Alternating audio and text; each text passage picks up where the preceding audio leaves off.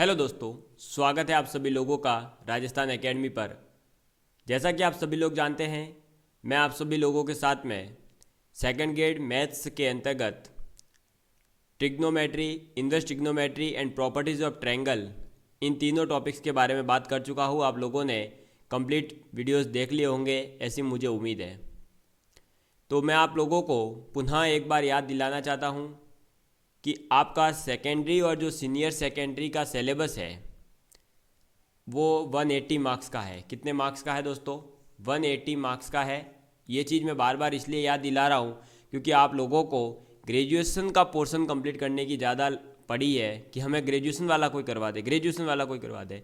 लेकिन बता दूँ दोस्तों, उससे ज़्यादा इम्पॉर्टेंट है हमारे लिए ज़्यादा मार्क्स लाना। ज़्यादा मार्क्स हमारे सेकेंडरी और सीनियर सेकेंडरी के पोर्शन से आने वाले हैं। इसके अंतर्गत मैं आप सभी लोगों के साथ में 33 वीडियोज़ में 33 वीडियोज़ में number system topic, plane geometry और आप लोगों के बड़ा सा टॉपिक है जो कि है आपका कौन सा, ट्रिग्नोमेट्री। और इसी के साथ में यहीं पर दे रखा है, देख लो, ये रहा इन्वर्स ट्रिग्नोमेट्रिक फंक्शन, ये भी हो चुका है। और प्रॉपर्टीज़ ऑफ ट्रायंगल, ये सब चीज़ें मैं डिस्कस कर चुका हूँ। तो आपके टोटल अभी तक 3 टॉपिक कंप्लीट किए जा चुके हैं। इन 3 टॉपिक का अगर वेटेज देखें तो भाई देखो 30 से 40 नंबर तक इनसे क्वेश्चन पूछे जा सकते हैं। कम से कम 30 नंबर तक के क्वेश्चन इसमें पूछे ही जाते हैं। ठीक है। और आज के इस वीडियो लेक्चर में मैं आप सभी लोगों के साथ डिस्कस करूंगा सरफेस एरिया एंड वॉल्यूम वाला चैप्टर। कौन सा? Surface area and volume. इसके बाद में हम पढ़ेंगे एलजेब्रा, जो सबसे बड़ा है, सबसे ज़्यादा इम्पोर्टेंट है, सबसे ज़्यादा यूज़ होने वाला चैप्टर है, क्योंकि ये आगे भी कहीं ना कहीं काम आएगा। और उसके बाद हम जाएंगे कैलकुलस के अंदर। और फिर आप लोगों को पता ही है इसके आगे का जो भी सिलेबस ग्रेजुएशन वाला है, 2D है, 3D है, वो सब चीज़ें हम डिस्कस करेंगे। तो आज हमारा टॉपिक क्या रहेगा? सरफेस एरिया एंड वॉल्यूम, जिसके अंदर हमें पढ़ना क्या क्या है देख लो। अब टॉपिक डिस्कस होगा आज सरफेस एरिया एंड वॉल्यूम, जिसके अंदर हमें पढ़ना है क्यूब यानी कि घन, क्यूबॉइड यानी घनाभ, कॉन शंकु, सिलेंडर यानी बेलन, स्फीयर यानी गोला, conversion of solid from one shape to another, यानी आपको ऐसा दिया जाएगा 10 छोटे छोटे गोले हैं, उनको एक बड़ा गोला बना दो। एक गोला है, उससे कितने शंकु बनेंगे। एक घनाभ है, उससे कितने घन बनेंगे। एक घन है, उसके कितने सिलेंडर बनेंगे।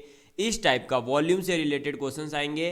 और frustum of a cone, frustum of a cone यानी कि जो आप लोगों के कॉन होता है ना, ये वाला, इसको ऊपर से अगर काट दिया जाए यानी इसका ये शेप बन जाएगा, तो इस शेप के बारे में भी आप लोगों से डिस्कस किया जाएगा। ठीक है। तो चलिए दोस्तों, क्लास की करते हैं शुरुआत, और आप सभी लोग इसी तरह हमारे साथ जुड़े रहिएगा। चलिए, तो आज का टॉपिक डाल दीजिए आप। क्या डालेंगे टॉपिक? तो आप टॉपिक डाल दीजिए सरफेस एरिया एंड वॉल्यूम। और सरफेस एरिया एंड वॉल्यूम के अंदर जो है आप लोग पहला लिखेंगे क्यूब के बारे में, सॉरी क्यूबॉइड के बारे में। पहले क्यूबॉइड पढ़ते हैं तो आप लोगों को क्यूब भी समझ आ जाएगा इसी के साथ में। तो आप सबसे पहले टॉपिक डालिए क्यूबॉइड। क्यूबॉइड को हिंदी में कहते हैं घनाभ। क्या कहते हैं? घनाभ। चलिए लिखिए आप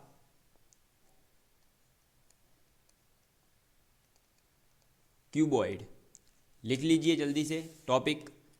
एक मिनट, ये शायद स्पेलिंग, अच्छा ये ओ है भाई, इधर देख लो क्या है। कई बार तो स्पेलिंग गलत हो जाती है तो भी बच्चे कमेंट कर देते हैं सर आपने स्पेलिंग लिखी गलत। तो ये है भाई क्यूबॉइड। ठीक है। इसको हिंदी में कहते हैं घनाभ। क्या कहते हैं? घनाभ कहते हैं। अब ये घनाभ होता कैसा है, तो ये लो शेप आप लोगों के सामने सबसे पहले मैं बना देता हूँ। ठीक है, ये लीजिए, एक मिनट, इसका भी कलर, हाँ, ये है क्या आपका घनाभ। ठीक है, ये है आपका घनाभ, जिसके अंदर ये तो होती है लेंथ, ये क्या होगी दोस्तों? हाइट, और ये जो अंदर वाली साइड है ये हो जाएगी चौड़ाई, यानी लंबाई, चौड़ाई और ऊंचाई क्या होती है आप लोगों को पता चल गया। ठीक है। चलिए, अब इसके अंदर क्या होता है, 6 फलक होते हैं, आप लोगों को दिख ही रहे हैं। देखो मैं नामकरण कर देता हूँ, ये 1 ये 2, इसके सामने ये 3 और इस वाले के सामने ये 4 और एक ये वाला फ्रंट जो बाहर की ओर होगा उसको कहेंगे 5 और एक ये अंदर वाला सरफेस जो कि अंदर की तरफ है ये 6। ठीक है, तो इसमें 6 फलक होते हैं और 6 के 6 फलक जो है वो कैसे होंगे, आयताकार होंगे। इसकी लंबाई चौड़ाई ऊंचाई को हमने क्या दिया नाम, L सेंटीमीटर, B सेंटीमीटर और H सेंटीमीटर। अब इसमें आपको पहला फॉर्मूला याद रखना है, इसका आयतन क्या होगा। तो घनाभ का आयतन होता है आप लोगों के L into B into H, L into B into H centimetre का क्यूब। ठीक है, अब वो जो भी यूनिट है मैंने यहाँ सेंटीमीटर में रखी है, आप मीटर में लीजिए, किलोमीटर में लीजिए, फुट में लीजिए, किसी में भी ली सकते हैं, इंच में लीजिए, किसी में भी। ठीक, चलिए ये है इसका आयतन। अब अगर इसके विकर्ण को पूछ लिया जाए, क्या पूछ लिया जाए, इसका विकर्ण, विकर्ण कौन सा होगा, तो मैं विकर्ण बता देता हूं दोस्तों, ये वाला होगा, यहां से लेकर के उस अंदर वाले पॉइंट को मिलाने वाला। ठीक है, ये होगा विकर्ण, और एक यहां से ये वाला हो जाएगा विकर्ण। तो इस विकर्ण की अगर लंबाई पूछे तो क्या होती है, तो विकर्ण की लंबाई होती है L square plus B square plus S square centimetre. ठीक है, और अब भाई हम सरफेस एरिया एंड वॉल्यूम दोनों की बात कर रहे हैं, तो आयतन यानी वॉल्यूम लिख दिया, विकर्ण लिख दिया, विकर्ण की लंबाई लिख दी। अब इसका जो संपूर्ण पृष्ठ का क्षेत्रफल होगा वो क्या होगा, तो संपूर्ण पृष्ठ का क्षेत्रफल, तो संपूर्ण पृष्ठ का क्षेत्रफल क्या हो जाएगा दोस्तों, 2 into L B plus B H plus H L centimetre square. ठीक है, क्यूबॉइड के बारे में बात कर रहे हैं। क्यूबॉइड क्या होता है, क्यूबॉइड में 6 फलक होते हैं, यानी ये जो 6 मतलब इस टाइप से आयत होते हैं, कहने का मतलब ये है। ठीक है, इसका वॉल्यूम क्या होता है LBH। इसके अंदर जो आपका ये हाइपोटेनियस है यानी विकर्ण कर्ण जिसे कहते हैं वो क्या होगा, under root L square plus B square plus H square. LBH है क्या, तो लंबाई चौड़ाई और ऊंचाई, मतलब लेंथ ब्रेथ एंड हाइट। ठीक है, संपूर्ण पृष्ठ का क्षेत्रफल यानी इस पूरे जो ये पूरा का पूरा जो बन रहा है ना एरिया क्यूबॉइड का, उस पूरे एरिया का जो एरिया होगा यानी क्षेत्रफल होगा वो क्या हो जाएगा, 2 into L B plus B H plus H L centimetre square. ठीक है, ये पहला जो आप लोगों के था वो कंप्लीट हुआ, क्यूबॉइड। क्या था ये, क्यूबॉइड। चलिए आगे बढ़ते हैं। नेक्स्ट आता है आपके सामने शेप कौन सा, तो नेक्स्ट आ जाता है क्यूब। क्या आता है, क्यूब, और क्यूब को हिंदी में कहते हैं घन। क्या कहते हैं, घन। मैं आप लोगों के सामने घन बना रहा हूँ अभी। तो घन में क्या होगा कि सभी साइड जो होगी वो इक्वल हो जाएगी। ठीक है, ये लीजिए ये इक्वल कर दी। अब इसके अंदर भी यही है, तो इसमें तो क्या होगा, तीनों साइड इक्वल हो जाएगी, ये एल, ये भी एल और ये भी एल, तीनों एल एल एल ही होगी। क्यों, क्योंकि जिस प्रकार से पीछे आपका ये जो था क्या था, एक फलक कैसा होता था, आयताकार होता था। ठीक है, लेकिन अगर क्या हो जाए, सभी फलक कैसे हो जाए, वर्गाकार हो जाए। कैसे, स्क्वायर रूप में हो जाए, यानी स्क्वायर शेप हो जाए, ये भी स्क्वायर, ये भी स्क्वायर, ये भी स्क्वायर, चारों तरफ सभी स्क्वायर है, तो क्या बनेगा, घन बनेगा, क्यूब बनेगा। समझ में आ गई बात। इसके जो इसकी लेंथ हो चाहे ब्रेथ हो चाहे हाइट हो, सभी क्या होगी, इक्वल होगी, और वो मान ली मैंने एल एल एल सेंटीमीटर।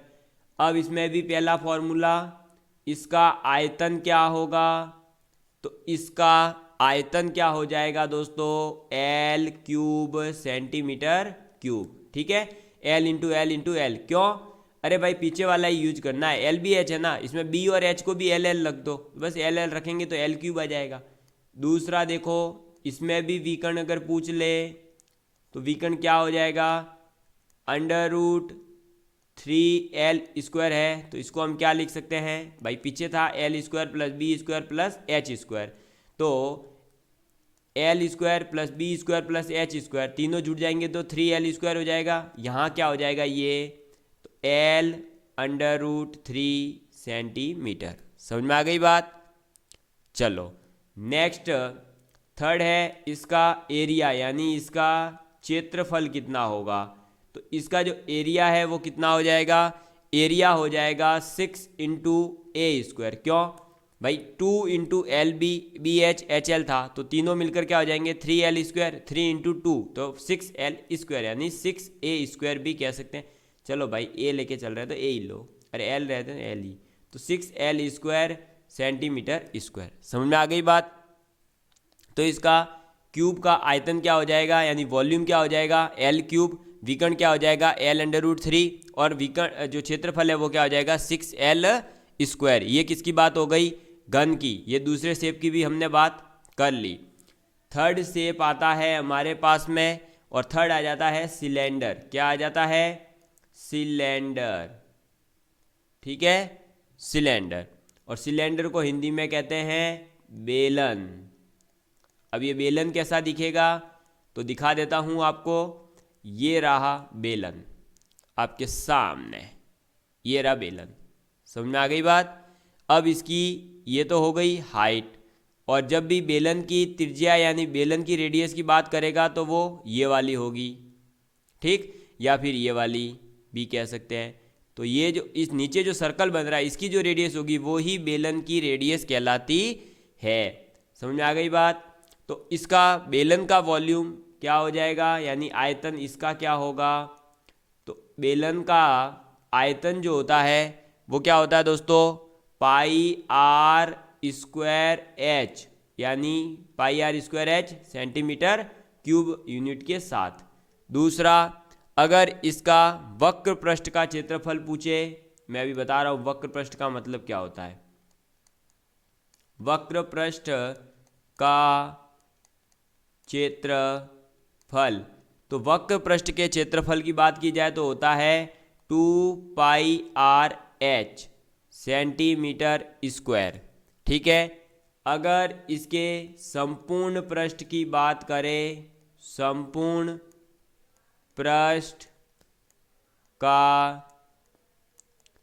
क्षेत्रफल, तो संपूर्ण पृष्ठ का जो क्षेत्रफल होगा वो क्या हो जाएगा 2 पाई आर एच तो है ही है, इसमें क्या जुड़ जाएगा, ये जो दो सर्कल है ना, इन दोनों सर्कल के जो एरियाज है वो भी जुड़ जाएंगे। एक सर्कल का एरिया क्या होता है पाई आर स्क्वायर, दो का क्या हो जाएगा 2 पाई आर स्क्वायर। अब ये क्या हो जाएगा, यहाँ से आप 2 पाई आर बाहर ले लीजिए तो बचेगा क्या h plus R centimetre square. समझ में आ गई बात। तो बेलन का आयतन क्या होता है पाई आर स्क्वायर एच, वक्र पृष्ठ क्षेत्रफल इसका क्या होता है 2 पाई आर एच, और संपूर्ण पृष्ठ क्या होता है 2 pi r into h plus r. अब वक्र पृष्ठ और संपूर्ण पृष्ठ में डिफरेंस क्या है मैं समझाता हूँ। तो देखिए, वक्र पृष्ठ का मतलब हुआ ये जो दो सर्कल है ना, ये और ये नीचे वाला सर्कल ऐड नहीं होगा, यानी ये दोनों जो है क्या होंगे इंक्लूड नहीं होंगे। केवल कैसा बनेगा, केवल ऐसा बन जाएगा ये वाला भाग, बस। समझ में आ गई बात। ये कहलाता है वक्र पृष्ठ, जिसमें ये दोनों सर्कल जो है वो इंक्लूड नहीं होंगे। लेकिन अगर ये दोनों सर्कल इंक्लूड कर दिए जाए तो कहलाता है संपूर्ण पृष्ठ, इसीलिए इन दोनों का एरिया फिर अलग से जोड़ दिया जाता है 2 पाई आर स्क्वायर, और जुड़ करके बन जाता है टोटल फॉर्मूला आ जाता है ये। ठीक है, चलिए आगे बढ़ते हैं। और एक मिनट, मैं इसको थोड़ा सा ये जो लाइन वगैरह हुई है ये हटा देता हूँ, ताकि आप लोगों को जो PDF मिलेगी वो हमारे टेलीग्राम चैनल पर मिलेगी, आप लोग जानते ही हैं, तो वहाँ से आप लोगों के लिए कोई परेशानी ना हो। एक मिनट रुकिएगा, मैं ला दूंगा वापस, ये लो। ठीक है, कोई दिक्कत नहीं है ना, ये तो थोड़ा सा आप एडजस्टमेंट कर लेना। चलिए, तो ये था आपका थर्ड सिलेंडर यानी बेलन। नेक्स्ट है आपके फोर्थ आकृति आ जाती है कौन सी, शंकु यानी कि कौन। और कौन खाना ही है ना, आपने खाया है ना भाई, बस उसी के शेप को क्या कहा जाता है शंकु कहा जाता है। कौन, आइसक्रीम वाला कौन खाया है आप लोगों ने, अरे खाया होगा ना, ठीक है। तो देखिए दोस्तों, अगर मैं बात करूं तो मंजिल उन्हीं को मिलती है जिनके सपनों में जान होती है, मंजिल उन्हीं को मिलती है जिनके सपनों में जान होती है। पंखों से कुछ नहीं होता, हौसलों से उड़ान होती है, पंखों से कुछ नहीं होता, हौसलों से उड़ान होती है। आपके अंदर हौसला होना चाहिए, आप में इतना जज्बा होना चाहिए कि हाँ हम सेकंड ग्रेड मैथ्स को फाड़ देंगे। हम सेकंड ग्रेड मैथ्स में इस बार सेलेक्ट होकर के दिखाएंगे। और जो लोग हमें कहते हैं कि आप बेरोजगार हैं, उन्हें हम दिखा देंगे कि किस प्रकार हम भी जो है मेहनत करके एक सफल नौकरी प्राप्त कर सकते हैं जल्दी से जल्दी। और मैं तो यही कहूँगा कि जो फर्स्ट बार दे रहे हैं या जो लास्ट बार, बस ये कि दिमाग में होना चाहिए कि हमारे ज़िंदगी का ये लास्ट पेपर होना चाहिए। बस इसमें सेलेक्ट होने के बाद हम आगे कोई पेपर नहीं देंगे, बस सेलेक्ट होके ही रहेंगे इस पेपर में हम। ठीक है, चलिए तो शंकु के बारे में बात करते हैं। शंकु कैसा दिखता है? तो भाई शंकु दिखता है ये ऐसा, ये शंकु है। समझ में आ गई बात? अब इस शंकु में भी कुछ ऐड करना होगा हमको, उसको ऐड कर देते हैं लाइनिंग एक, क्योंकि इसकी भी तो भाई हाइट होगी, तो ये लो हाइट, ठीक है, और ये इसकी त्रिज्या कहलाएगी। समझ में आ गई बात? तो देखो ये तो हो जाएगी इसकी तिर्यक ऊंचाई L, ठीक है, ये हो जाएगी इसकी H और ये इसकी रेडियस R। तो शंकु जो होता है इसमें सबसे पहला काम होता है हमारा ये L निकालना। इस L को क्या कहते हैं? इसको कहते हैं तिर्यक ऊंचाई। ठीक है, तो हमारा काम है सबसे पहले हम तिर्यक ऊंचाई को निकालें। तो L बराबर होता है √r² प्लस h²। क्या होता है? √r² plus h²। और ये सिंपल सा है कि ये क्या है, राइट एंगल ट्रायंगल है, क्योंकि ये 90 डिग्री बनता है। ठीक है, तो ये क्या हो जाएगा, पाइथागोरस थ्योरम लगाइए, कुछ नहीं है, कर्ण स्क्वायर बराबर लंब स्क्वायर प्लस आधार स्क्वायर, यानी हाइपोटेनियस का square is equal to length square perpendicular plus base square. Base है r, परपेंडिकुलर है h, तो हाइपोटेनियस हो गया l। तो l बराबर क्या हो जाएगा, √r² प्लस h²। ठीक है, चलिए दूसरा इसमें आपको याद क्या रखना है, आयतन। तो जो शंकु होता है उसका आयतन क्या होता है दोस्तों, 1/3 πr² h सेंटीमीटर क्यूब। ठीक है, नेक्स्ट थर्ड फॉर्मूला याद रखना है, इसमें भी वक्र पृष्ठ का मतलब ये जो नीचे सर्कल है ये ऐड नहीं है। ठीक है, तो वक्र पृष्ठ का क्षेत्रफल बराबर क्या हो जाएगा, πrl। ठीक है, centimetre square. Next fourth formula क्या हो जाएगा, संपूर्ण पृष्ठ का क्षेत्रफल।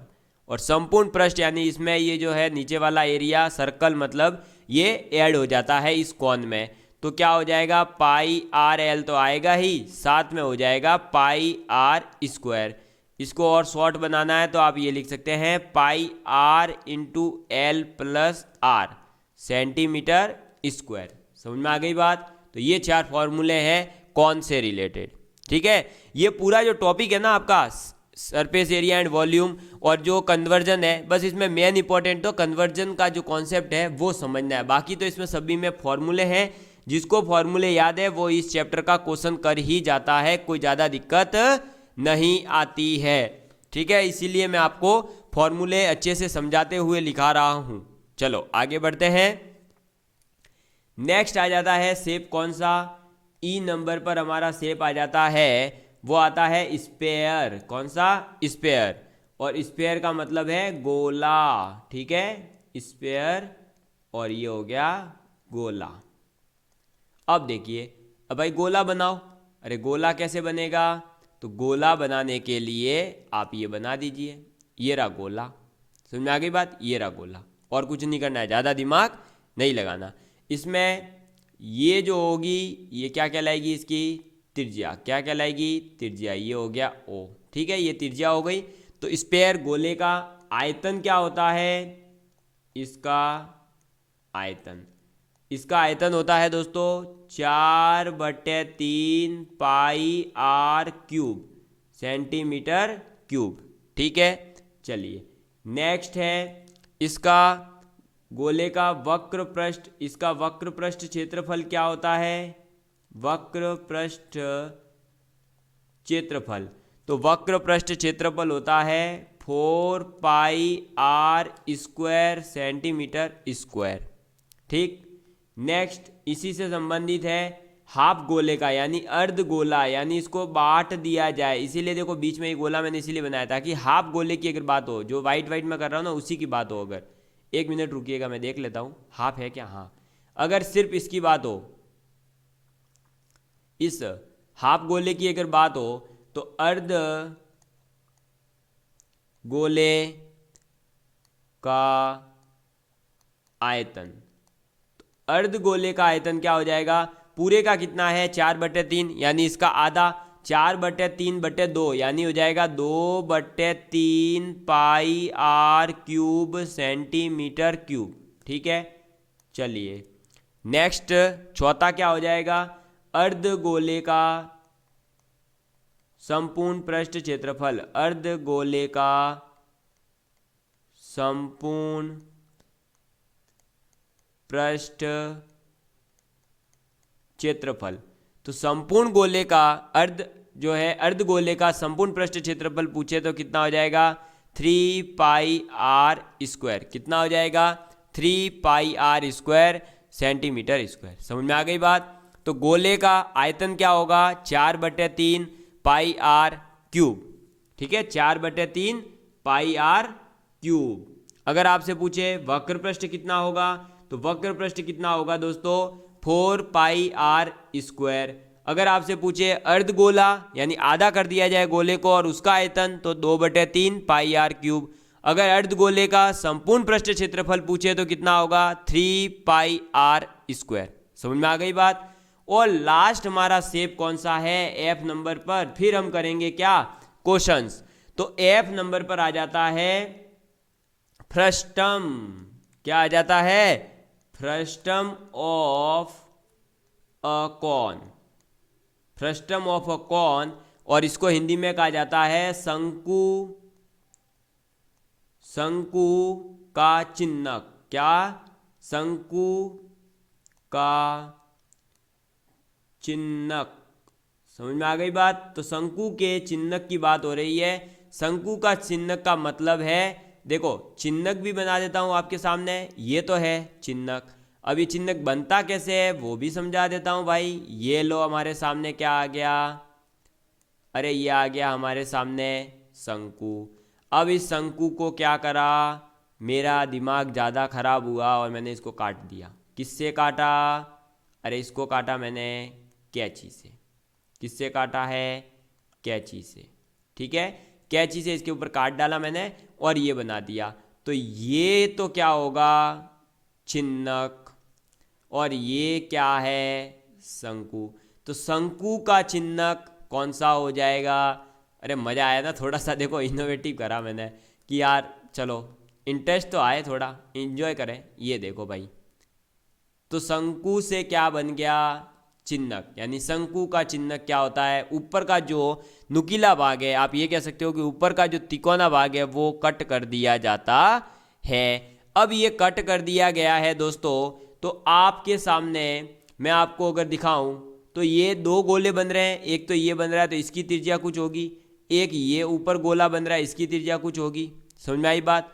तो इसकी तो त्रिज्या मान लो स्मॉल आर है, इसकी है कैपिटल आर। ठीक है, अब इन दोनों को जोड़ेंगे तो ये क्या होगी इसकी हाइट। क्या है ये इसकी हाइट है। ठीक है, तो आपको समझ में आ गया। और जो ये है आपका, ये तो पहले जो था चिन्हक के लिए भाई, जो त्रिज्या शंकु था उसके लिए ये क्या था तिर्यक ऊंचाई, वैसे इसके लिए भी क्या हो जाएगी तिर्यक ऊंचाई। तो बस आपको तो शंकु में क्या होगा हाइट होगी, तिर्यक ऊंचाई होगी, लेकिन शंकु में एक ही त्रिज्या होती है। लेकिन अगर चिन्हक की बात करेंगे तो इसमें दो त्रिज्या होगी, एक ऊपर के पृष्ठ की त्रिज्या होगी, एक नीचे के पृष्ठ की त्रिज्या हो जाएगी। अब इसमें आ जाते हैं आपके सामने फॉर्मूले। तो सबसे पहले चिन्हक का आयतन कितना होता है, तो चिन्हक का आयतन होता है पाई h अपॉन में 3 into are square plus R square. 1 minute, ये कैपिटल आर है, capital R square plus small R square, यानी कि ऊपर की त्रिज्या का स्क्वायर बटे नीचे की त्रिज्या का स्क्वायर प्लस दोनों का मल्टीप्लाई कर देंगे, ये तो हो जाएगा इसका क्या, आयतन। आयतन क्या हो जाएगा, pi h upon 3 into are square plus r are.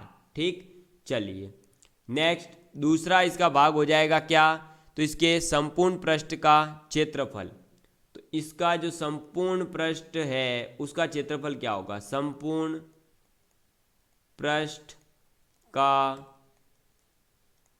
क्षेत्रफल। तो संपूर्ण पृष्ठ का क्षेत्रफल हो जाएगा pi into are square plus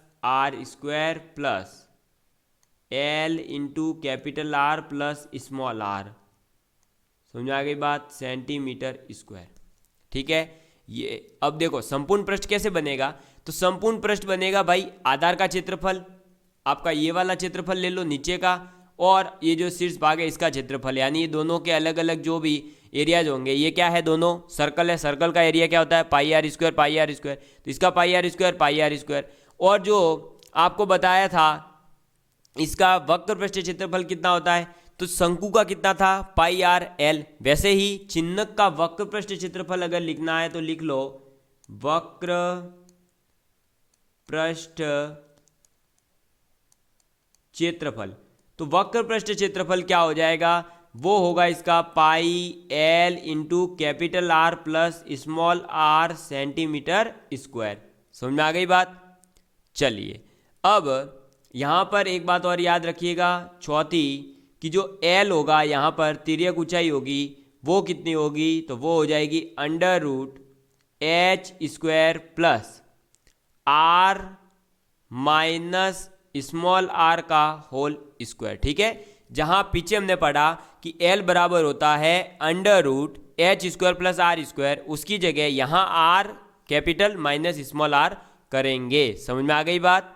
चलिए अगर इसमें एक और एक्स्ट्रा आ जाता है दोस्तों, छोटा सा फॉर्मूला, जो तिर्यक भाग है, तिर्यक भाग का मतलब जो यहाँ पर देखो इसके अलावा जो ये वाला भाग बचेगा ना, अरे ये शंकु का अगर इसको पूरा सरफेस करने जाए तो जो ये तिर्यक वाला भाग है ना, इसका क्षेत्रफल कितना होता है, तो तिर्यक भाग का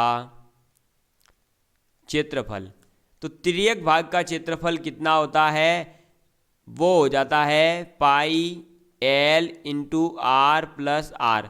ठीक है, कहने का मतलब क्या है कि अगर ये ऊपर वाला यही, सॉरी अरे तिर्यक भाग का कुछ नहीं है, मैंने लिखवा दिया पहले ही, अरे ये रहा वक्र पृष्ठ वाले की बात कर रहा था मैं। ठीक है, तिर्यक भाग भी कहते हैं इसको, ये जो है ना भाग, ये मतलब अगर देखो ये कहने का मतलब है ये दोनों ऊपर के सर्कल को हटा दिए जाएं तो जो बचेगा भाग वो क्या कहलाएगा, तिर्यक भाग कहलाएगा, जो कि यहाँ से लेकर के कहाँ तक होगा, यहाँ तक। समझ में आ गई बात। तो इसी को कहते हैं वक्र पृष्ठ भी कह सकते हैं और तिर्यक भाग भी कह सकते हैं। इस प्रकार से आपके सामने मैंने सातों की सातों, सॉरी 6 की 6 जो है आकृतियों के बारे में कंप्लीट डिटेल में बात कर ली। पहली कौन सी थी, क्यूबॉइड। क्यूबॉइड में जो है क्यूबॉइड किससे बनता है, आयतों से मिलकर के बना होता है, इसमें 6 फलक होते हैं यानी कि 6 आयत होते हैं। ठीक है, घनाभ का आयतन क्या होता है, एल बी एच, लंबाई चौड़ाई ऊंचाई का मल्टीप्लाई। विकर्ण क्या होता है, under root L square plus B square plus H square. संपूर्ण पृष्ठ का क्षेत्रफल क्या होता है, 2 into L B B H H L. ठीक है, चलिए नेक्स्ट है घन। घन का आयतन क्या होता है, एल क्यूब, यानी कि जो भी भुजा दे रखी है उसका क्यूब कर देंगे। इसका विकर्ण क्या होगा, एल अंडर रूट 3। इसका क्षेत्रफल क्या होता है, 6 एल स्क्वायर सेंटीमीटर स्क्वायर। ठीक है, फिर बेलन का आयतन क्या होता है, पाई आर स्क्वायर एच। वक्र पृष्ठ क्षेत्रफल कितना होता है, 2 पाई आर एच। संपूर्ण पृष्ठ का क्षेत्रफल कितना होता है, 2 pi r into are plus h. चलिए नेक्स्ट है कोण। कोण यानी शंकु। शंकु की तिर्यक ऊंचाई कैसे निकलती है, under root L square plus R square plus H square. आयतन कितना होता है, 1/3 पाई आर स्क्वायर एच। वक्र पृष्ठ का क्षेत्रफल पाई आर एल। संपूर्ण पृष्ठ का क्षेत्रफल pi r l plus pi are square, यानी कि pi r into l plus r भी कह सकते हैं। फिर आता है स्पेयर, गोला। गोले का आयतन कितना, 4/3 पाई आर क्यूब। वक्र पृष्ठ क्षेत्रफल 4 पाई आर स्क्वायर। अगर अर्ध गोले का आयतन पूछ ले तो 2/3 पाई आर क्यूब, और अर्ध गोले का संपूर्ण पृष्ठ क्षेत्रफल पूछे तो 3 पाई आर स्क्वायर। नेक्स्ट है शंकु का चिन्हक। शंकु के चिन्ह का मतलब है उसके ऊपर का जो शीर्ष भाग है या नुकीला भाग है उसको हटा देना है।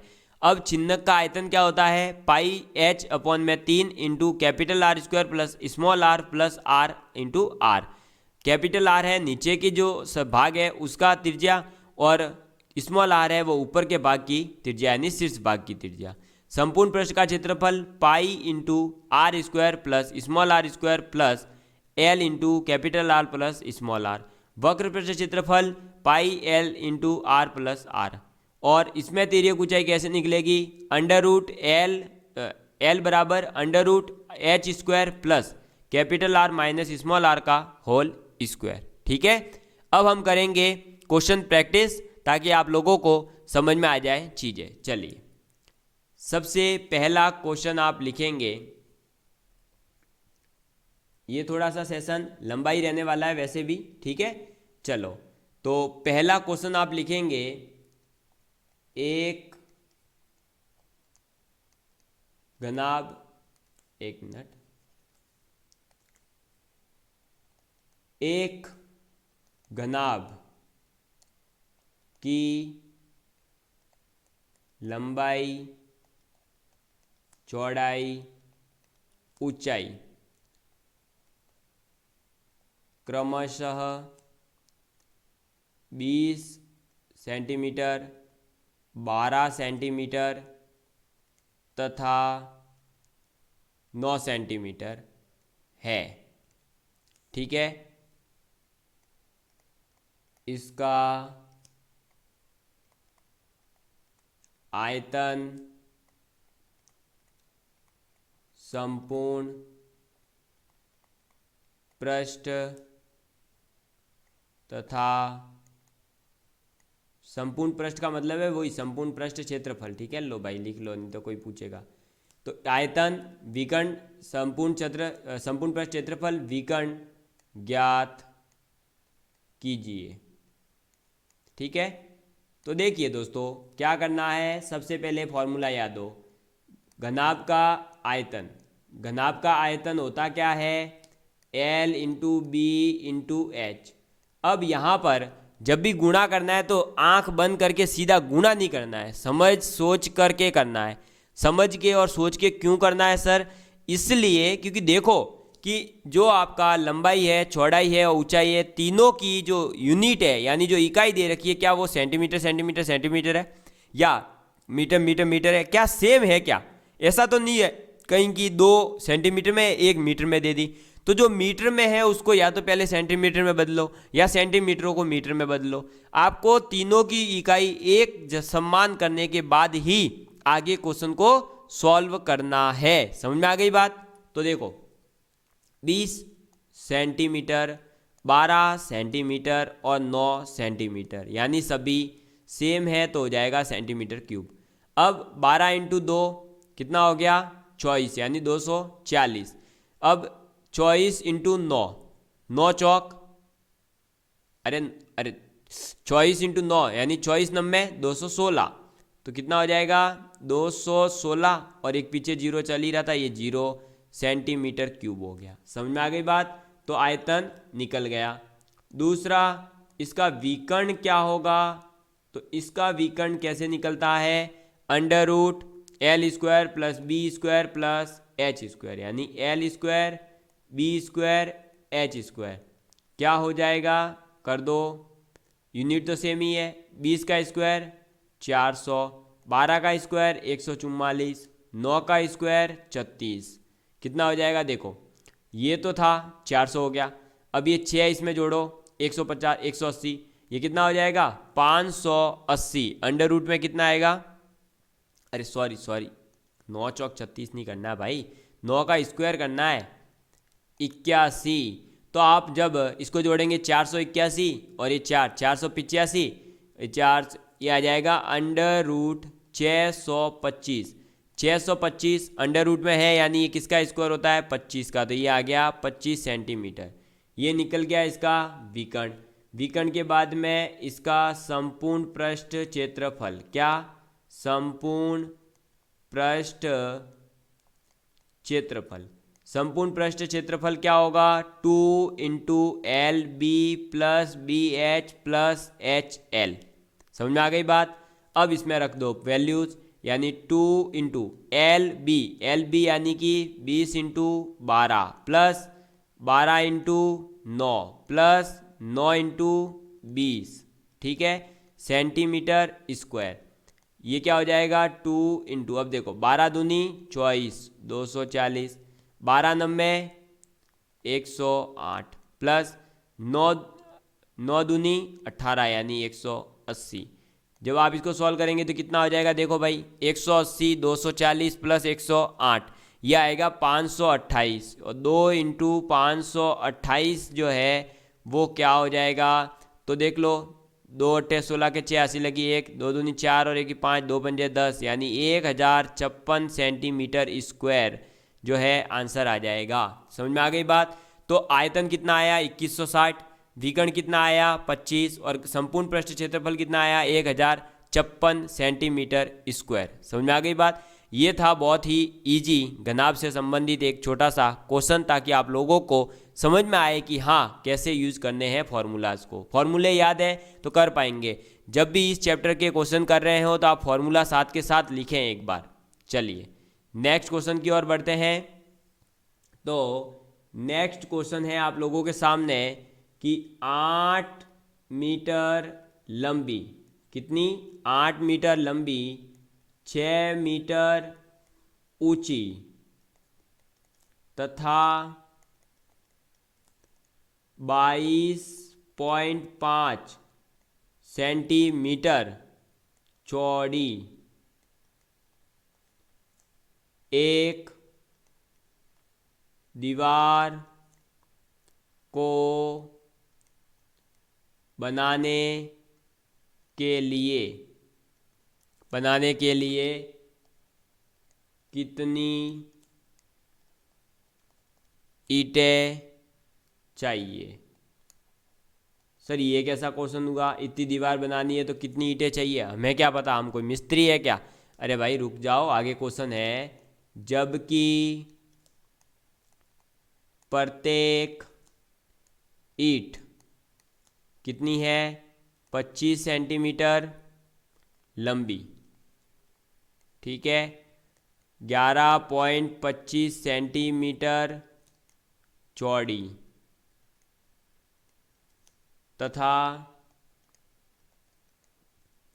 6 सेंटीमीटर ऊंची हो। समझ में आ गई बात। एक दीवार बनानी है, क्या करनी है, ये लो इस टाइप से कोई एक दीवार बनानी है, ठीक है। दीवार में देखो भाई क्या क्या बता दिया इसने कि आपको, ये देखो अगर मैं चौड़ाई भी बनाने के लिए करूँ तो ये लो इस टाइप से इसने बोला है कि एक दीवार बनानी है, इसको क्या करनी है, दीवार बनानी है, ये लो। अब इस दीवार में इसने बोला कि आपको लंबाई कितनी रखनी है, तो लंबाई रखो आप 8 मीटर, ऊंचाई कितनी रखनी है तो 6 मीटर रखो, और जो चौड़ाई रखनी है वो कितनी रखनी है, तो वो रखनी है 22.5 सेंटीमीटर। समझ में आ गई बात। इस दीवार को बनाने के लिए कितनी ईंटें चाहिए, यानी ये कितनी ईंटें हैं, ये ईंटें हैं, ठीक है, कितनी ईंटें चाहिए होगी, मैं ऐसे रैंडमली बना रहा हूँ, मान लो ये कुछ ईंटें हैं जिनके माध्यम से ये दीवार तैयार होगी। समझ में आ गई बात। ये लो ये इस टाइप से दीवार तैयार हो गई। तो इसमें जो एक ईंट है ना, एक ईंट का माप दे रखा है इन्होंने 25 सेंटीमीटर, 11.25 सेंटीमीटर और 6 सेंटीमीटर लंबाई, चौड़ाई और ऊंचाई। समझ में आ गई बात। तो आपको सबसे पहले तो ये निकालना पड़ेगा कि जो दीवार टोटल बन रही है उस दीवार का आयतन कितना है। क्या दीवार, भाई दीवार बन रही है तो दीवार टोटल कितना आयतन घेर रही है, पहले तो एक पूरी दीवार का निकालें। तो दीवार का आयतन,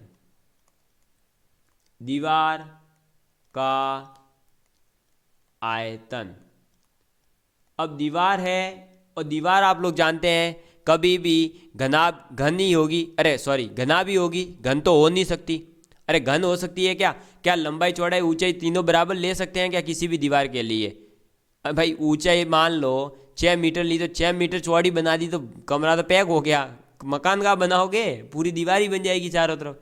तो दीवार के आयतन क्या होगा, एक घनाभ भी होगा। अब घनाभ का आयतन क्या होता है, लंबाई चौड़ाई ऊंचाई का मल्टीप्लाई। लंबाई चौड़ाई ऊंचाई, लंबाई कितनी है 8 मीटर है, ये 6 मीटर है, बाकी सब सेंटीमीटर में है। तो ज़्यादा सेंटीमीटर में है ना, तो हम इन दो को भी सेंटीमीटर में बदल देते, वरना इनको देखो 1 2 3 4, 4 को बदलना पड़ेगा मीटर में, उससे बढ़िया 2 को हम सेंटीमीटर में बदलें। तो 8 मीटर है, इसको सेंटीमीटर यानी 800, 6 मीटर यानी कि 600, क्योंकि 1 मीटर में होता है 100 सेंटीमीटर। तो जितने भी मीटर दे रखे हैं उसका 100 से मल्टीप्लाई कर दो, सेंटीमीटर में आ जाएगा। और जितने सेंटीमीटर दे रखे हैं उसमें भाग दे दो 100 का, तो मीटर में आ जाएंगे। तो 800 इंटू 600 इंटू 22.5, इसको जब सॉल्व करोगे तो ये कितना आ जाएगा दोस्तों। अभी आंसर मत निकाल बैठो, इसको ऐसे ही रखेंगे क्योंकि हम इसको आगे यूज़ कर सकते हैं, ये अभी काटा पीटी करने में काम आएगा। अब एक ईंट का जो भाई स्थान घेर रही है, इसमें एक ईंट का आयतन कितना है, एक ईंट का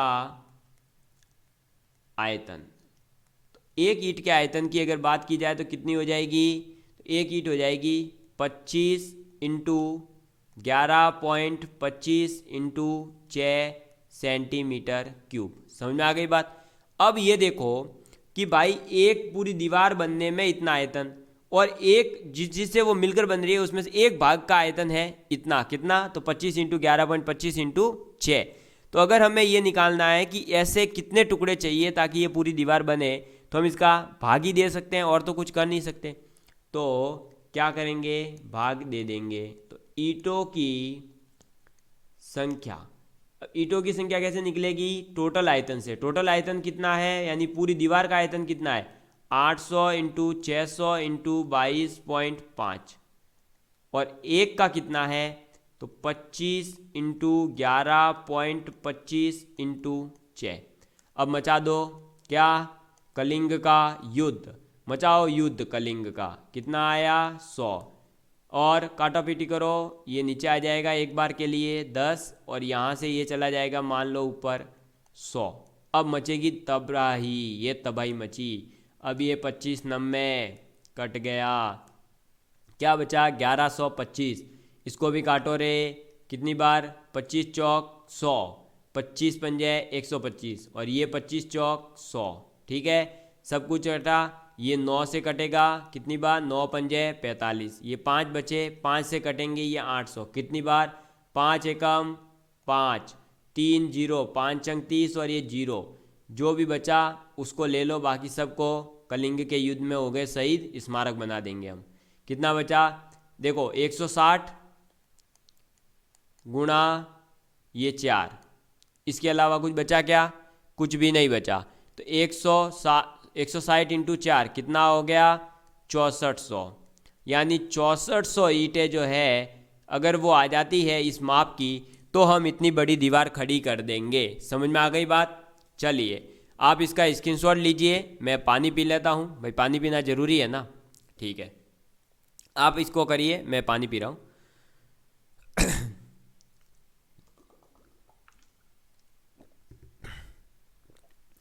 मज़ा आ रहा है दोस्तों। देखो भाई लंबी क्लासें ली जा रही है ताकि थोड़ा सा आप लोगों के लिए फ़ायदा हो। आप ही लोगों के लिए मैं ज़्यादा लंबी क्लासें ले रहा हूँ, और कुछ नहीं है, ठीक है ना। ऐसा मत सोचिएगा कि सर को मज़े आ रहे हैं, भाई मज़े नहीं आते, बहुत बड़ी क्लास लेने में हालत ख़राब होती है, फिर भी ले रहा हूँ। आप लोगों का सिलेबस जितना जल्दी हो, मैं चाहता हूँ जल्दी से जल्दी कंप्लीट हो जाए, ठीक है। चलिए एक क्लास लेने में मैं पूरा पानी का बोतल है ना वो कंप्लीट कर जाता हूँ। इतना सोच लो, इतना परेशान होना पड़ता है एक क्लास लेने में, क्योंकि एक तो कंटेंट पूरा मुझे जो है बिना देखे पढ़ा देने की आदत है। तो मैं सिर्फ क्वेश्चंस जो है उसकी सीट लेकर बैठता हूँ, बाकी पूरा ऐसे ही बिना देखे चलता रहता है। इसीलिए कभी कभी गलत कुछ हो जाता है, इधर उधर मिस्टेक्स, मतलब पर नहीं करता हूँ, बहुत रेयर केस में होती है। चलो आगे बढ़ते हैं। एक क्वेश्चन है दोस्तों, अब एक बेलनाकार टंकी की धारिता का मतलब आयतन नहीं होता है, ठीक है ना। तो एक बेलनाकार टंकी की धारिता 1848 मीटर क्यूब है। ठीक है, ये सेंटीमीटर हो गया, कितनी है, मीटर क्यूब है। अब देखो, आप कभी कभी धारिता या कभी आयतन या ऐसा वर्ड यूज नहीं करके कोई नया वर्ड यूज कर दे जो आपको पता ही नहीं हो। मान लो किसी टीचर ने नहीं बताया, मैंने भी नहीं बताया, मेरे को भी नहीं बताया, तो मैं कैसे पता करता हूं? उसकी इकाई देख करके।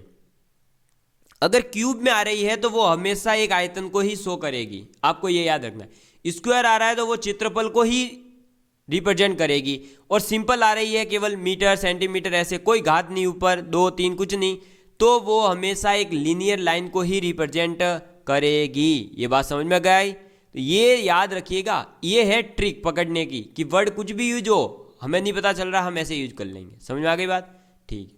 तो देखो, एक बेलनाकार टंकी की धारिता कितनी है? 1848 मीटर क्यूब, तथा व्यास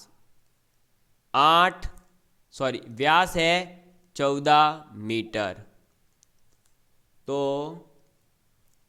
टंकी की गहराई ज्ञात कीजिए।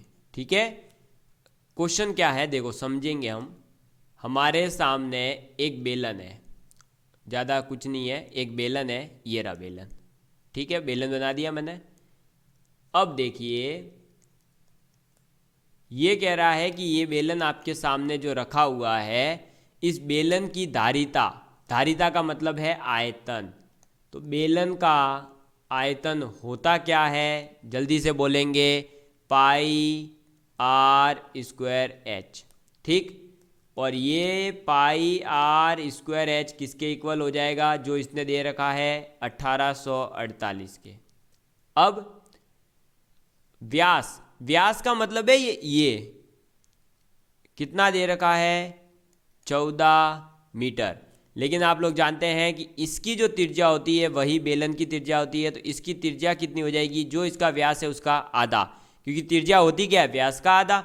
व्यास कितना है? 14, तो ये त्रिज्या कितनी हो जाएगी? 7 मीटर। हमारे पास में पाई की वैल्यू होती है 22/7 इंटू आर कितना आ गया? 7, यानी कि 7 इंटू 7 इंटू एच। एच यहाँ पर क्या है? गहराई। मैं आपको यहाँ एक अच्छा सा कॉन्सेप्ट बताता हूँ। गहराई और ऊंचाई दोनों एक ही चीज़ होती है। फर्क इतना होता है कि मान लो ये कोई एक खंबा खड़ा है, क्या है? खंबा खड़ा है, ऐसा मान लो, इतना पतला नहीं है, ऐसा खंबा खड़ा है, सपोज कर लो। ठीक है भाई, अगर कोई इंसान यहाँ बैठा है ना, ए पॉइंट के ऊपर, तो उसके लिए तो जो ये है, ये चीज़ जो इसकी हाइट है, ये क्या होगी? गहराई, क्योंकि वो ऊपर से देख रहा है तो उसे लगेगा नीचे कितना जाना है, यानी गहराई। और कोई अगर इस पर बैठ गया, सबसे लोएस्ट बिंदु जहाँ से ज़मीन में गड़ा हुआ है, तो उसको लगेगा ये कितना ऊपर है। यानी एक ही वस्तु की लंबाई और आप चाहे ऊंचाई कहें, उसकी ऊंचाई कहें चाहे उसकी गहराई कहें, एक ही बात है। तो हमें अभी पीछे क्या पढ़ा था कि बेलनाकार बेलन जो भी होगा उसमें ऊंचाई होगी, तो ऊंचाई है, लेकिन यहाँ वर्ड हुआ गहराई यूज। गहराई का मतलब है कि वो आप जहाँ भी बैठे ना, वो यहाँ से देख रहा है, तो उसके लिए ये जो होगी क्या हो जाएगी? गहराई हो जाएगी। तो एच जो है वो हाइट है, हाइट ही क्या कहलाती है? गहराई कहलाती है। ऊपर से देख रहे हो तो गहराई, नीचे से देखोगे तो ऊंचाई। अब इसकी काटापीटी मचाओ, कलिंग का युद्ध करवा दो। ये लो 7 से 7 हो गया सर। आगे भी तो काटो भाई। अब आगे काटोगे तो ये देख लो, काटापीटी मचाओ, 7 का भाग दे दो। 7 का भाग तो नहीं जाएगा शायद, 2 से करो ना इसको। देखो 2 से ये 11, और ये 2 से करोगे तो कितनी बार? 2 9 में 18, 2 दूनी 4, 2 चौक 8। ठीक है, अब इसमें 7 का भाग जा सकता है क्या? 7 एकम 7, 2 2, हाँ 7 का भाग जा रहा है, 7 का भाग दे देंगे। 7 एकम 7, 2 2, 7 तिया 21, 1 4, 7 दूनी 14, 132। तो H बराबर कितना हो जाएगा? H बराबर हो जाएगा 132/11। 132/11 का मतलब 11 एकम 11, दो दो 11 दूनी 22। तो h बराबर कितना आ गया, गहराई कितनी आ गई, 12 मीटर। क्या आ गई, 12 मीटर। समझ में आ गई बात। तो बेलन की गहराई कितनी है, 12 मीटर गहराई है। समझ में आ गई है ना बात। कोई भी प्रॉब्लम हो तो आप लोग कमेंट कर ही सकते हैं। बाकी आपके पास में नीचे मेरा नंबर चलता रहता है, कोई भी स्टूडेंट कभी भी मुझे कॉल तो सॉरी इस पे लगेगा नहीं, मैसेज कर सकता है। ठीक है, चलिए आगे बढ़ते हैं। अब मैं कुछ कन्वर्जन टाइप के जो आपके कॉन्सेप्ट का क्वेश्चन है वो एक दो करवाता हूँ, फिर हम वापस मिसलिनियस पे आएंगे। ये क्लास लंबी है, निश्चिंत रखे पढ़िए आराम से। ठीक है, हाँ टेंशन नहीं लेना, आपको केवल एक ही टेंशन लेना है कि पढ़ाई कितनी करें हम। चलो देखिए दोस्तों, एक क्वेश्चन है आप लोगों के सामने कि धातु के बने एक घनाभ का भार 16 किलोग्राम है। कितना है, 16 केजी है। धातु है, उससे बना हुआ एक घनाभ है, उस घनाभ का भार कितना है, 16 किलोग्राम। ठीक है, अब यदि इसकी सभी विमाओं यानी इसकी जो भी भुजाएं हैं उनमें, ठीक है, विमाओं में से प्रत्येक को पहले का 1/4, यानी कि कहने का मतलब है पहले अगर 4 मीटर थी तो अब कितना कर दिया, 1 मीटर, यानी 1/4 कर देते हैं, कर दें तो नए घनाभ का भार कितना होगा। समझ में आ गई बात। क्वेश्चन क्या कह रहा है, पहले कोई एक घनाभ था, ऑलरेडी एक घनाभ था, अब उस घनाभ का भार दे रखा था 16 किलोग्राम। कितना दे रखा था, 16 किलोग्राम। हमने क्या कर दिया, उसकी लंबाई चौड़ाई और ऊंचाई सभी को 1/4 कर दिया। पहले 4 थी तो अब एक एक एक एक कर दी। समझ में आ गई बात। तो आप बताइए कि अब उसका भार कितना हो जाएगा। तो आपको कुछ भी ज़्यादा दिमाग नहीं लगाना, पहले घनाभ का आयतन कितना था, घनाभ का आयतन, और मान लो कि भाई हमने मानी इसकी लंबाई चौड़ाई ऊंचाई कितनी, x y और z, तो आयतन कितना हो जाएगा, x y और z। अब नए घनाभ का आयतन कितना होगा, नए घनाभ का आयतन, नए घनाभ का आयतन कितना हो जाएगा, x/4 गुणा y/4 गुणा z/4। इसका करो मल्टीप्लाई, कितना हो जाएगा, x y z और 4 चौक 16, 16 चौक 64 सेंटीमीटर में ही मान लो, सॉरी मीटर में मान लो भाई, केजी है तो MKS के हिसाब से चलते हैं। तो ये मीटर क्यूब, ये भी क्या हो जाएगा, मीटर क्यूब। घनाभ का पहले आयतन कितना था, एक्स वाई जेड, अब नए घनाभ का आयतन कितना हो गया, एक्स वाई जेड अपॉन में 64। बात समझ में आ गई। अब देखिए जो हमें भार निकालना है, क्या करना है, हमें तो भार निकालना है, और आप लोगों को ये पता होगा कि घनत्व बराबर क्या होता है। अरे भाई घनत्व जो होता है उसके बराबर में क्या होता है, आयतन बट्टे भार, ये होता है।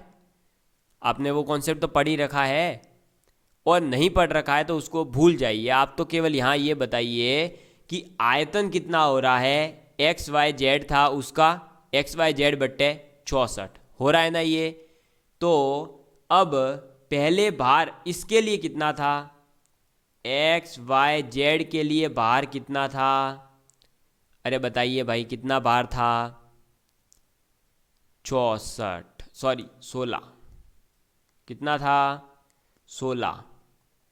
तो अब समानुपात में ही चलें तो एक्स वाई जेड बट्टे 64 आयतन के लिए कितना भार होगा वो मान लेते हैं हम पी। ठीक है, क्या मान लेते हैं? पी, क्योंकि मेरा नाम है परवीन सिंह इसलिए। तो क्या करोगे, इन मिड वालों दोनों का मल्टीप्लाई हो जाएगा और इन दोनों का मल्टीप्लाई हो जाएगा। यहाँ से हमें पी निकालना है तो हम कर देंगे, देखो एक्स वाई जेड पी। ठीक है, और ये इक्वल हो जाएगा किसके? 16 इंटू एक्स वाई जेड बट्टे 64। मचाओ धूम कलिंग के युद्ध की। X Y Z, X Y Z, 16 चौक 64। क्या आया पी बराबर? तो पी बराबर आ गया 1/4। 1/4 का मतलब 0.75 kg। समझ में आ गई बात? बस यही है आंसर। तो जो नया घनाभ बना है उसका आंसर कितना हो जाएगा? तो नए घनाभ का आंसर हो जाएगा 0.25। कितना हो जाएगा? 0.25। समझ में आ गई बात? बस तो यही था आंसर। और क्या, इस टाइप के ऐसे ही आपको जो ये देख लो यही चेंज था और कुछ नहीं है। इसी को कहते हैं जो कन्वर्जन आपके पूरा लिखा हुआ है ना। अब बच्चे क्या है, उस कन्वर्जन को पढ़ते ही टेंशन में आते हैं, यार ये क्या है कन्वर्जन वगैरह। ये कन्वर्जन कुछ नहीं, यही है भाई। समझ में आ गई? चलो और मैं क्वेश्चन करवाता हूँ कन्वर्जन के। लिखो क्वेश्चन, बहुत है क्वेश्चन मेरे पास में। मैंने आपको बोला है ना कि आप लोग अगर चाहते हो कि हाँ आप लोगों के लिए मैं मॉडल पेपर भी लॉन्च करूँ, तो जल्दी से जल्दी, जब तक मैं नहीं लॉन्च करता, आप वीडियोस पे कमेंट करते रहिए, कमेंट करते रहिए, तभी मैं लॉन्च करूँगा। सीधी बात है भाई।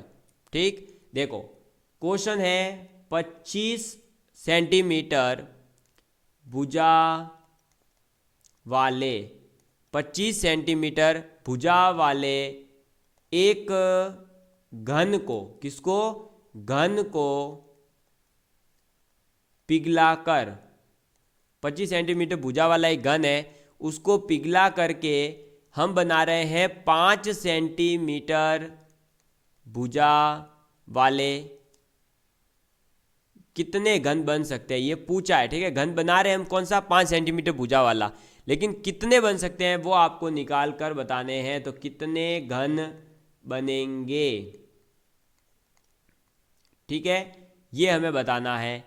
हमने क्या करा भाई, एक कोई घन है जिसकी, देखो घन फिलिंग लेते हैं क्वेश्चंस की। ये देखो, ये एक घन है जिसकी भुजा कितनी है? 25 सेंटीमीटर। अब एक छोटा सा और घन बना दिया मैंने जिसकी भुजा कितनी है? 5 सेंटीमीटर। कितनी है? 5 सेंटीमीटर। ये कितना था? 25 सेंटीमीटर। बात समझ में आ गई? और अब बनाना कितने का है? 5 सेंटीमीटर का हमें बनाना है। तो आप बताइए भाई, पहले जो आपके पास में आयतन था, मतलब पहले जो आप घन में जो भी धातु था, वो धातु की मात्रा थोड़ी कम होगी। धातु तो पहले अगर 10 किलो था तो 10 किलो ही रहेगा। इसका मतलब क्या हुआ? अरे इसका मतलब क्या हुआ बताइए, जल्दी से बताइए मुझे, कि आप लोगों को भाई साहब इसकी जो मात्रा है उसको इक्वल ही रखनी है। अब मात्रा इक्वल रखनी है, इसका मतलब क्या हुआ? बड़े आयतन, जो बड़े घन है, बड़ा घन यानी 25 सेंटीमीटर वाला, उसका आयतन निकालो और छोटे वाले का आयतन निकालो। जैसे हमने दीवार वाला क्वेश्चन करा था, क्या करा? दीवार का आयतन निकाल लिया, बड़ी दीवार का, और छोटी ईंटों का निकाल लिया, ईंटों का भाग दिया बड़ी में, तो आंसर आ गया कि कितनी ईंटें चाहिए। वैसे ही बड़ा घन है, उसमें छोटे घन के आयतन का भाग दे देंगे। तो बड़े घन का आयतन कितना है? बड़े घन का आयतन, ये देखो पूरा लिख के इसलिए बताता हूँ ताकि आप लोगों को जो पीडीएफ मिले उसमें पूरी डिटेल हो, आप लोग कभी भी वापस से रिवाइज कर सकें। ठीक है, और छोटे घन का साथ ही साथ आप अगर एक बार नोट्स अच्छे से बना लेंगे तो मुझे लगता है आप लोगों को कहीं भी प्रॉब्लम नहीं आने वाली। छोटे घन का आयतन कितना हो जाएगा? 5 × 5 × 5 सेंटीमीटर क्यूब। दे देंगे भाग यानी कि संख्या। तो घनों की संख्या कितनी हो जाएगी? 25 × 25 × 25 बट्टे 5 × 5 × 5 सेंटीमीटर क्यूब हट जाएंगे दोनों तरफ से तो ये पूरा संख्या आ जाएगी। ठीक है, अब मिटा दो तो ये देखो भाई 50 ये 50 ये 50 25 पंजे 125 पंजे 25 25 × 5 125 125 घन जो है छोटे छोटे वे होकर के घनों की संख्या। तो 125 कितने 125 छोटे छोटे घन यानी इस टाइप के जो है ना 125 घन जब मिलेंगे तब एक 25 सेंटीमीटर वाली बड़ी भुजा का एक घन प्राप्त होगा। समझ में आ गई बात? अरे आ गई समझ में? मेरे हिसाब से तो आ गई होगी। चलो भाई और आगे मैं करवा देता हूँ क्वेश्चंस तो और समझ आ जाएगा। जो आपके पूछे भी गए हैं जैसे कि इस टाइप के क्वेश्चन तो लिखेंगे क्वेश्चन कि दो घनों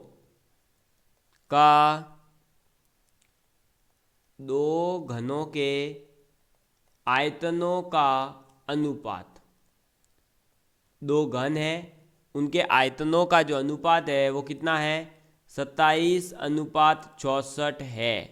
कितना है 27:64। तो इनके संपूर्ण पृष्ठों के क्षेत्रफलों का अनुपात क्या होगा। समझ में आ गई बात? क्या प्रश्न है? दो घनों का जो आयतन है उसका अनुपात है 27:64। तो इनके पृष्ठ क्षेत्रफलों का अनुपात कितना होगा। ठीक है, अब मुझे बताइए भाई, जल्दी से बताइए। थोड़ा बहुत देखिए आप भी करिए, मैं कमेंट देख रहा हूँ अभी, जल्दी करो। ठीक है, आप ये मत सोचो कि प्रीमियम चल रहा है, मैं कमेंट देखता हूँ प्रीमियम के दौरान भी। तो आप लोगों से रिक्वेस्ट रहेगी कि आप क्वेश्चन सॉल्व करा करें। ठीक है, चलो मान लो भाई दोनों घनों का अनुपात है तो a³/b³। ठीक है, ये दो घन है ना तो a और b दो बड़े बड़े घन मान लिए। कौन सा घन? a घन और ये b घन। a घन का जो भुजा है वो हमने मान ली a, b की मान ली स्मॉल b। अब इनका आयतन क्या होता है a³ और b³ यानी a³/b³ बराबर दे रखा है हमें 27/64। तो हम यहाँ से ये कह सकते हैं ना a³/b³ बराबर 27 3 का क्यूब होता है और 64 4 का क्यूब होता है। ठीक है, तो इसका मतलब क्या हुआ कि a और b का जो अनुपात है वो कितना आएगा 3:4। ठीक है, ये आ गया अनुपात।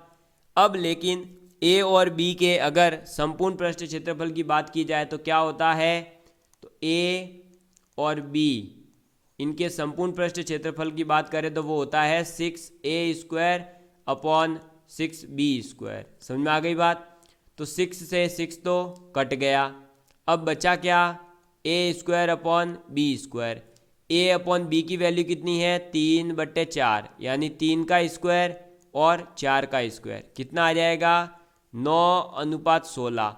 यानी इसका जो आंसर आएगा वो क्या आएगा 9:16 जो होगा वही इसका आंसर होगा। समझ में आ गई बात? अरे समझ में आ गया, बस तो यही तो क्वेश्चन था और क्या था। चलो भाई नेक्स्ट और क्वेश्चन करते हैं हम। तो क्वेश्चन लिखिएगा जो पूछे जाते हैं अजीबोगरीब टाइप के क्वेश्चंस वो मैं आप लोगों को करवाते हुए चल रहा हूँ। ठीक है, चलो देखो दो बेलनों के बराबर आयतन है। तो बेलन का आयतन क्या होता है जल्दी से आपके दिमाग में आ जाना चाहिए। ठीक, तथा इनकी ऊंचाइयाँ, इनकी हाइट्स जो है उनका अनुपात कितना है। ठीक है, तो ऊंचाइयाँ या फिर ऊंचाइयों के अनुपात 1:3 है। इनकी त्रिज्याओं का, इनकी त्रिज्याओं का अनुपात क्या होगा। जो इनकी रेडियस होगी ना उसका अनुपात क्या होगा, ये पूछा गया है। मतलब दो बेलन थे, दोनों बेलन का जो वॉल्यूम है वो इक्वल है। क्या है, वॉल्यूम इक्वल है। अब वॉल्यूम इक्वल है और उनकी हाइट का रेशियो अपन को दे रखा है और आपसे पूछा है कि इनकी रेडियस का जो रेशियो होगा वो क्या होगा। आप लोग जानते हो क्या होता है इनका volume, pi are square H होता है ना। तो मैंने मान लिया बड़े के लिए, देखो हाइट का अनुपात दे रखा है 1:3, तो मतलब अगर एच है तो वो कितनी हो जाएगी, पाई, देखो रेडियस का तो पूछा है यानी कि कैपिटल आर और स्मॉल आर यूज करेंगे। और ये अगर एच है तो इसकी कितनी होगी, 3h होगी। भाई अनुपात 1/3 आना चाहिए था बस। तो अब इसकी में काटा पीटी मचाओ। देखो भाई पाई से पाई, एच से एच, जो बचा वो लिख लो। क्या बचा, देखो आर स्क्वायर बट्टे आर स्क्वायर बराबर में क्या कह सकते हैं हम, 3/1। समझ में आई बात। तो यहाँ से अगर हम ये लिखें कि आर बट्टे आर कितना होगा तो वो कितना हो जाएगा, √3/1, यानी आंसर हो जाएगा √3:1। तो जिसकी हाइट 1 थी उसकी तो त्रिज्या कितनी हो जाएगी, √3, और जिसकी हाइट 3 थी उसकी त्रिज्या कितनी हो जाएगी, 1। समझ में आ गई बात। 3 से 1 और 1 से √3। चलिए आगे बढ़ते हैं। नेक्स्ट क्वेश्चन है दोस्तों आप लोगों के लिए आगे, और जो कन्वर्जन से रिलेटेड कंसेप्ट है उसी से है। हालांकि कन्वर्जन वाला मैंने पीछे करवाया तो आपको समझ में आया होगा कि कैसे आते हैं, लेकिन एक और कर लीजिए तो आपको और क्लियरिटी हो जाएगी कि एक तार को, तार यानी बेलन ही है, ठीक है, पिघला कर 1/3 त्रिज्या की तार, कितनी, 1/3 त्रिज्या की तार, यानी वापस से बेलन ही बनाना है, बनाने पर समान आयतन वाले तार की लंबाई कितनी होगी। समझ आ गई बात। क्या है क्वेश्चन कि एक तार है, मतलब एक पहले आपके पास में कोई तार दे रखा था, यानी बेलन था एक तरह से, आप तो ये मानिए, ठीक है। उस तार को आपने क्या करा, पिघला दिया, पिघला के पूरा क्या बना दिया, वापस से उसको जो है लिक्विड फॉर्म टाइप में कर दिया। पूरा लिक्विड नहीं बनता, मतलब लिक्विड टाइप का समझ सकते हो, ठीक है, जेल टाइप में बना दिया आपने। अब वो पिघल करके बढ़िया बन चुका है। अब आपने फिर क्या कर दिया कि जो उसकी त्रिज्या थी, पहले मान लो r थी, तो अब उसने कर दी r/3। समझ में आ गई बात।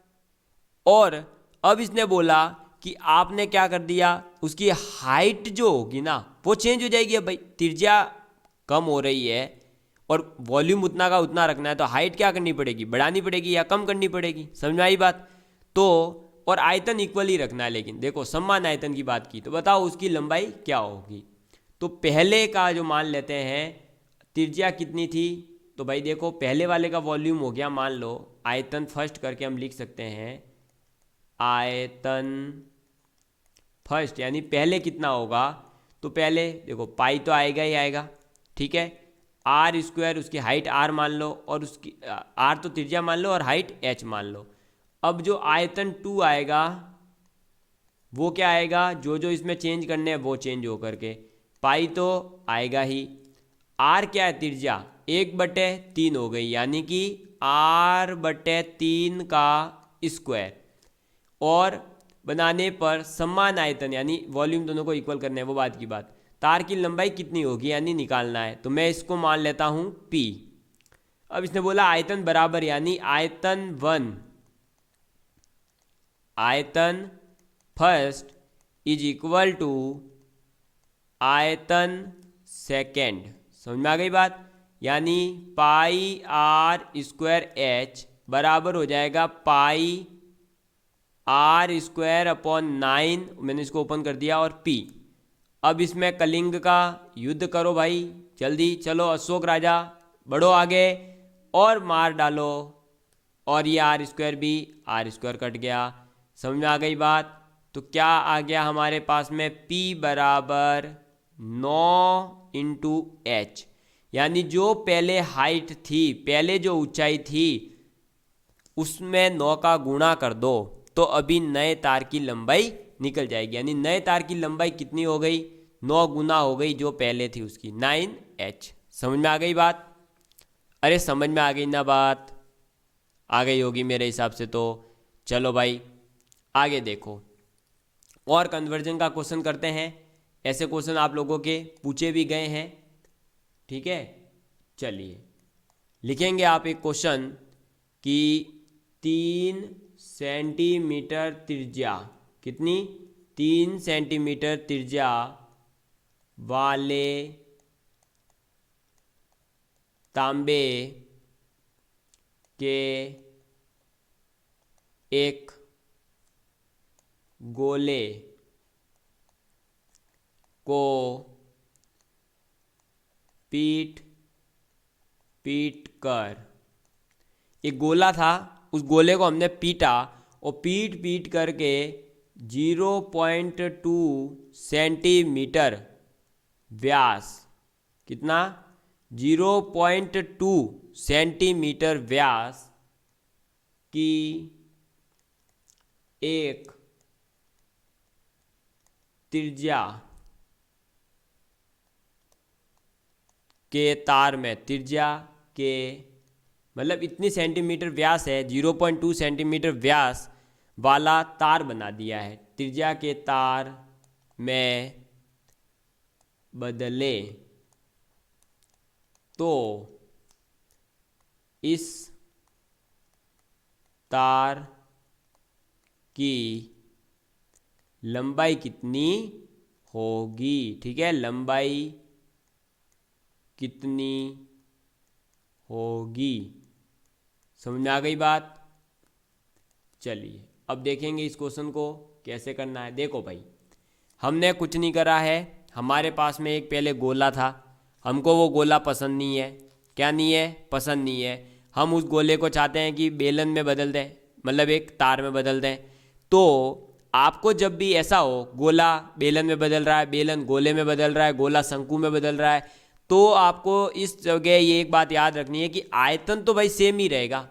किसी भी रूप में बदलो आप, आयतन को गोले में बदलो, गोले को शंकु में बदलो, शंकु को घनाभ में बदलो, घनाभ को घन में बदलो, किस में भी बदलो, आपकी इच्छा है, आप बदलते जाओ।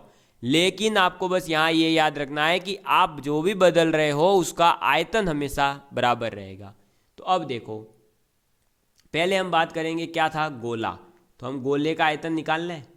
गोले का आयतन, और गोले का आयतन होता कितना है?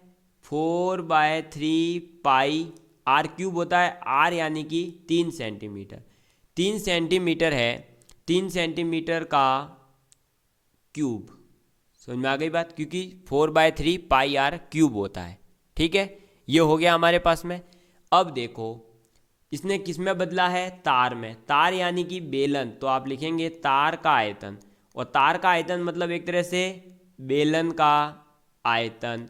क्यों? तार और बेलन आप लोग जानते ही हैं भाई, तार के जैसे बेलन जैसा ही तो होता है तार, बस वो जो तार होता है उसकी त्रिज्या कम होती है। समझ में आई बात?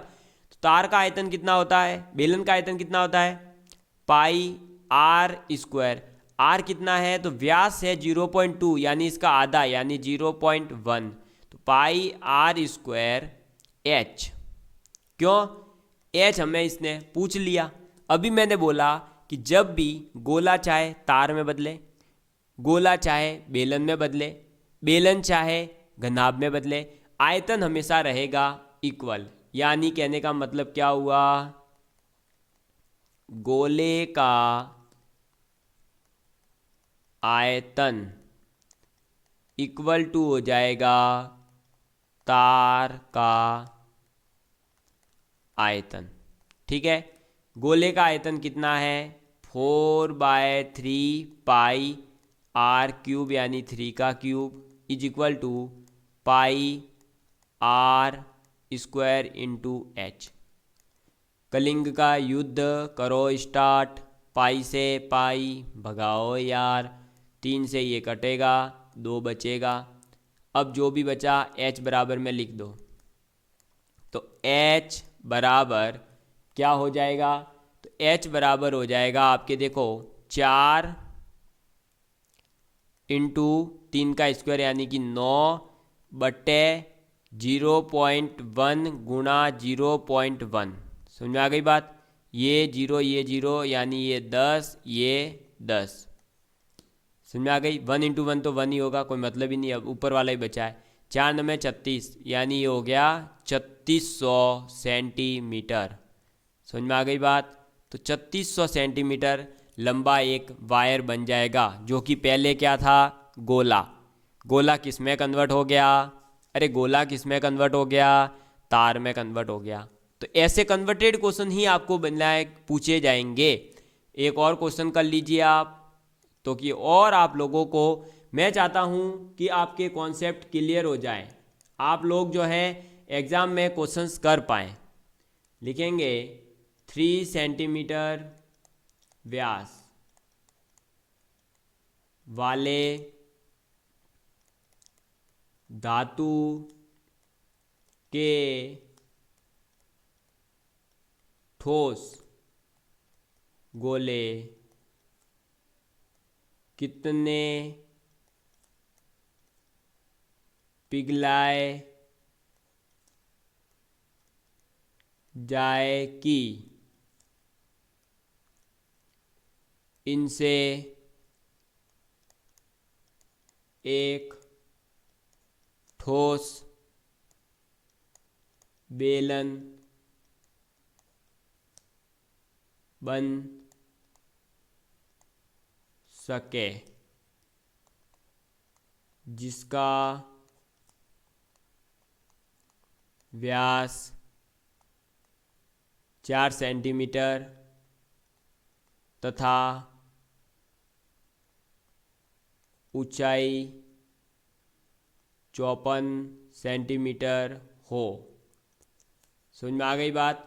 क्या था क्वेश्चन? देखो क्वेश्चन है कि 3 सेंटीमीटर व्यास वाला एक गोला है, उसको आप पिघला रहे हो, उससे आप एक बेलन बना रहे हो।